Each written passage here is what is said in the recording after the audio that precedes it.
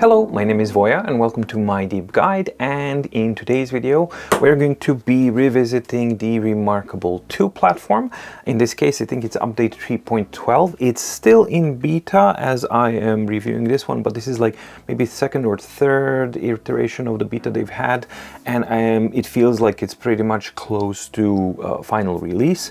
So I felt good enough that we can actually cover this one, and also the coming period is going to be really hectic for me, and there's going to be a lot of devices actually coming in, and I won't have the time or the schedule where to fit this. So I kind of figured, hey, this would be a good place to kind of fit this one in so that we get that out of the way. So let's check out what does the update 3.12 bring to the Remarkable paper tablet platform. All right, and this is the version that I'm going to be testing here. It's still a beta, but it's a late beta because, as you can see, it's already now 3.12.4. So it's a fourth iteration of the beta. And what the update 3.12 brings to the Remarkable platform are basically four things. First one is they're calling it a creative shortcut. It's this thing here, a button in My Files for quick searches or creating new content. Then we have Home button, which is now a tap the Remarkable logo to go back to the top of my site's overview, My Files overview. Digital dust jackets, as in the thumbnails are now slightly different to correspond to different file types, or document types rather. And quick settings, tap the battery icon to open up controls for flight mode, Wi-Fi and more. So those are the four things that are introduced, and let's now go back. And when you go back to the home screen, it actually looks like this now. So the two or three of the four new things are already visible here. The first one is the simplest one here, and it's this logo here, Remarkable. And its function is that while you are not in document, but let's say you are browsing the integration, I don't know, in Google Drive or something like that, and you want to quickly go back to the home screen, you can tap the Remarkable logo and it goes back to My Files. And that's true for anywhere you find yourself. You will see that you can just tap on the Remarkable and it will come back. It's quite slow to respond. I don't understand fully why. The rest of the device doesn't have that kind of lag in responsiveness, because as you can see, like, I can just tap the button and it works fine. So if I tap on tags, we don't wait for the system to kind of wait and then execute the action. Everything is fairly instantaneous, except for the home, which is consistently waits and then goes back. I don't know what that is about. It's still a beta, so maybe they just have some logging or something, and maybe this is actually something that's going to be better in the final release. So that's the home button. Then we have these two. The status bar, I'll just cover the functionalities there, and I'm going to bring up my personal Remarkable as well, which has not been updated, and then I'm going to run a comparison because it's going to be important here. So just to go through the features, so this icon here, which is now your battery indication, you tap on it and it expands and gives you the Wi-Fi access. This would be, I believe, screen share. Yep, that's the screen share shortcut. And you have the airport mode as well. So more shortcuts here made available at a finger touch, right? So that's kind of cool. And you can also tap on the Wi-Fi and you're where you need to be. The thing that I'm also appreciative of is that if I tap onto this one, it doesn't take you to the option so that you can turn it on or off. It just kind of gives you the option to toggle the airplane mode, which is good. And the thing that's also nice is when you tap on Wi-Fi and you tap back, you don't have to back out the sub menus of the settings. You're actually back to where you were, which is kind of good. Actually, I haven't tested that out, so let's see. Can I swipe down, tap on this, and then go back? Yes, it will go back to where it needs to be. So that aspect of it is quite okay, and it works. And as you've seen, you can just swipe down on here once and it will appear where you need it to. The swipe down here in the middle still works as a swipe back. So 2 down. Let's address the third one, because it's super small. So the thumbnail outlines are now changed. So PDF documents will have an earmark. EPUB documents will have just chamfered edges on the right hand side. And when you go back to the notebooks will have a spine indication here and rounded edges on the side. So that's a nice little touch to make it easy to define what is the document at a glance, which is fine. And then we come to the main change, or the biggest change also that's been introduced, and that's they called it creative something. I don't know, creative. Let me just see what they call it. Creative shortcut. Okay, so button in my files is called creative shortcut. Let me get that right. So this here is a creative shortcut, which they say is a button, but it's actually 2 buttons, because you have search function, which normally functions as it normally would, and you have your tags, folders, notebooks, PDFs, ebooks. You can type the search functions as it did before. So no change in the actual function, just a change in where it's located. And the cool thing is that it's just a single tap and you are there.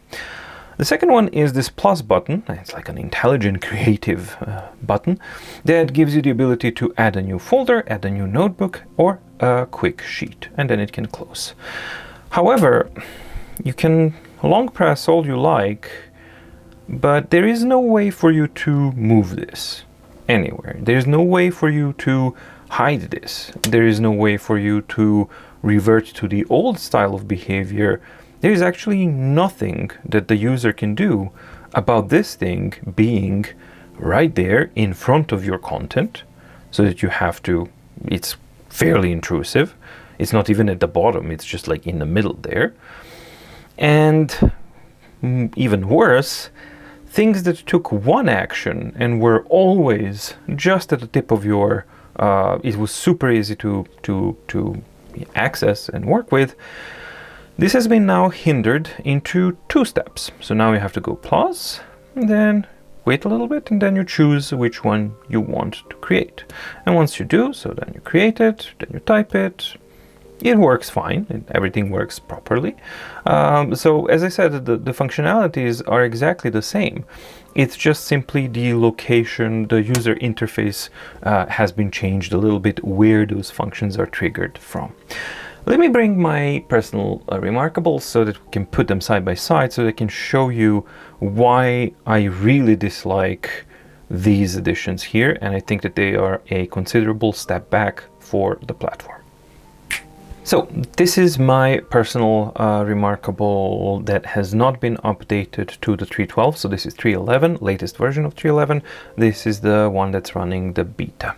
And right off the bat, the main changes are basically, yeah, the overlaying on top of everything home screen and home user interface. So one of the things that I really did appreciate that Remarkable did over the years in the previous one is that the tiny discrete indications here, you could simply tap on the battery here and it would take you to the battery settings directly. And the same thing with the Wi-Fi. You could tap on the Wi-Fi and it would take you clumsily there because it's a scheduled set of icons. It goes to settings and then it goes to the appropriate menu. So again, just talks about the clumsiness of the implementation here, but still it worked. It was clumsy, but it worked. Search worked perfectly. One tap at the tip of your fingers and you just use it. And crucially, notebook folder and quick sheets is also easily accessible with one tap. From wherever you are in the main thing that you're working, one tap and you're there. And that is now actually gone. So the only thing that's preserved is the search is a one tap still. Notebook folder, quick sheets, you now have to go plus and then choose one. Seemingly not a big deal, but it is a step in a wrong direction. It's a step back. the whole point of Remarkable is to be as simple as it is, and it was. And now they're starting to complicate it and making it more intrusive, which I don't fully understand. Because now you have, this was nice and clean, you had an overview, and now you have permanently something in front of your content, which is, well, for me, it's a distraction. The battery thing, while it is okay, it's there, it has a menu, but it's again a two-step check for the Wi-Fi and things like that. I don't see the reason why these small icons could not have been added in the bottom here for the airplane and screen share mode. And furthermore, even better would be that you give the users an option to actually choose what is displayed here in the bottom so that you can customize it to your liking. Non-intrusive, easy to understand, easy to use, one tap access. This is not that. So just from a user interface standpoint, we have rounded edges here, right? And we have completely super sharp edge here, and more importantly, sharp edges around the icons here. These icons do not belong to this UI design set. So this is one UI design set, this is another UI design set. This is a beta, so maybe they will have rounded edges or chamfered edges on the icons, and maybe they will have chamfered edges here and there if they want to, you know, follow the roundness that's indicated here. But some form of consistency is needed, because you can see that even the battery icon, even though it's small, it has chamfered edges. So obviously that indicates that the design decision is unification, that kind of stuff, and it's not there. So these are of course not functional things, they're tiny little things, but it is something that's you know, when you're talking about a device that is as simple as this and an update that is as simple as this, then and the one major thing is that you're making a visual change. Visual uniformity is important, especially if you're trying to be Apple-like, right? So that kind of stuff, not really a fan of. How did it used to work before? So for example, if I went to here and I wanted to go home, I had to use two taps here and then My Files, right? Now that is a shortcut. The Remarkable thing is a shortcut. It brings you back closer, but I don't see a reason why, you know, just the Remarkable thing. If you remember, for those who are with me since 2017, when Remarkable 1 came out, the original user interface was that it had a tiny, small RM logo in the upper left corner, and that was actually a button that went to settings, and that changed its kind of options here and there. But instead of this, there was an RM logo. It would have been a nice callback to actually use that, but leave these things, maybe move them to functional stuff here, home and menu here, and then it's nice and clean. Instead of, we have this, which for me, it doesn't work. Why would we need this kind of change? Because this worked perfectly fine. There was absolutely nothing wrong with how you were able to search, create new documents, folders, quick sheets, and how you had access to the battery and Wi-Fi. That's not one of the wrong things that the Remarkable platform had. It was actually one of the right things that it had, but now that's no longer the case. Now that has been changed, and now even that is not correct and as it should be on the Remarkable platform. So yeah, that's the update 3.12. So that is what we can expect from the update 3.12 on Remarkable. Personal opinions about this, well, I think I've covered everything while I was doing the whole thing. I am not a fan of change for change's sake. I don't see why was this necessary to kind of further complicate a workflow that worked since 2017. Honestly, like the essentials of quickly accessing and creating a folder notebook and all that kind of stuff, that it was always just one tap, and not 2 taps.